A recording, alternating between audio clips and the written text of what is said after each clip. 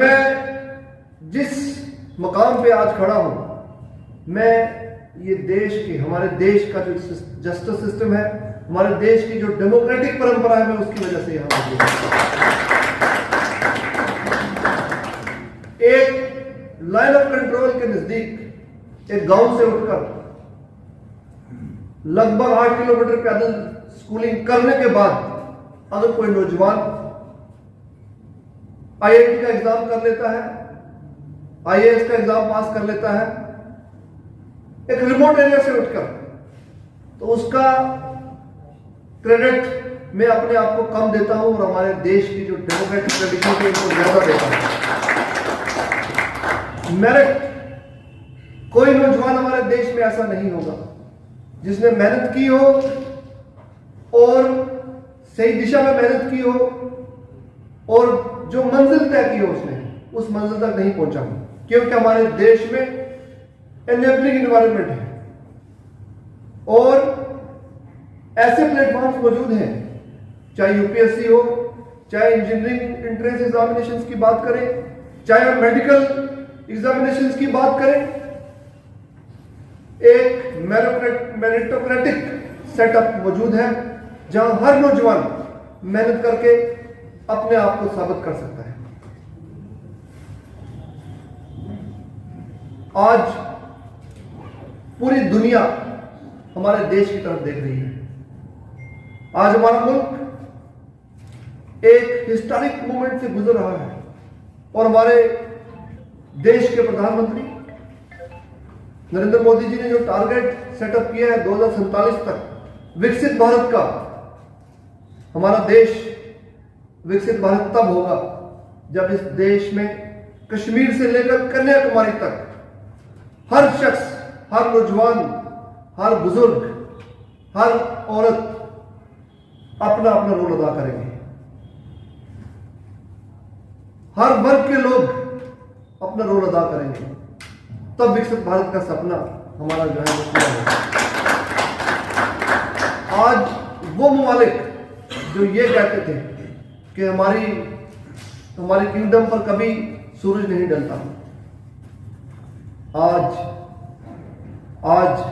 वो ममालिक हमारी तरफ देख रहे हैं और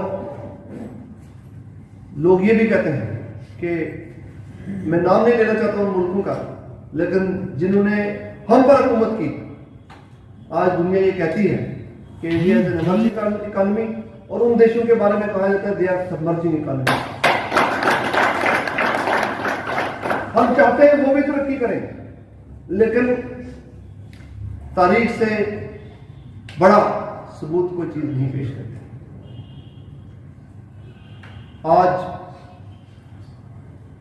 हमारे मुल्क के अंदर आप जिस भी स्टेट में जाकर देखें,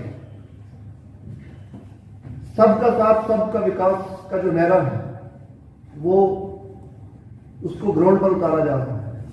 सबका साथ सबका विकास सबका विश्वास का जो नारा है, ये नारा घर घर पहुंच चुका है और घर घर कैसे पहुंचा है? किसी लीडर, किसी नेता की तकरीर से नहीं पहुंचा, बल्कि काम से पहुंचा है। मैं आपको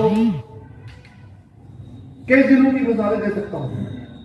श्रीनगर डिस्ट्रिक्ट में कुछ टाइम पहले जितनी विडोज थी, जितनी एलिजिबल विडोज थी, सब के सब को पेंशन के जुमरे में लाया गया, 100% कवरेज में लाया गया। ओल्ड एज पेंशन स्कीम में जितने एलिजिबल बेनिफिशियरीज थे उनको 100% पेंशन दे दी गई।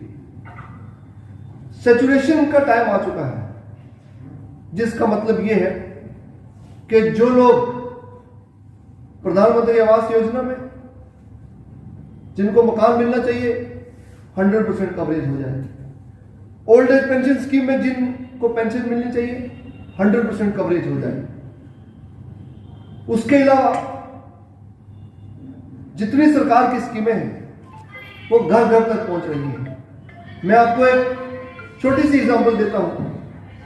कुछ टाइम पहले मैं श्रीनगर में एक गांव है दारा बोलते हैं उसको, वहां पर गया और वहां एक शख्स को मैंने पूछा पब्लिक ग्रीवेंस रिड्रेसल कैंप के दौरान, मैंने कहा आपको घर मिल गया है? उसने कहा हाँ घर मिल गया है। मैंने पूछा आप पहले कहाँ रहते थे? बोल रहा मुझे कि मैं टीन के शेड में रहता था और सर्दियों में बर्फ में बड़ी दिक्कत होती थी, बच्चों को भी और पूरी फैमिली पेरेंट्स को लेकर वो टीन के शेड में रहता था। उसको पक्का घर मिल गया। मैंने कहा कोई और स्कीम, किसी और सरकार की स्कीम का तुम्हें फायदा मिला? तो उसने कहा कि कुछ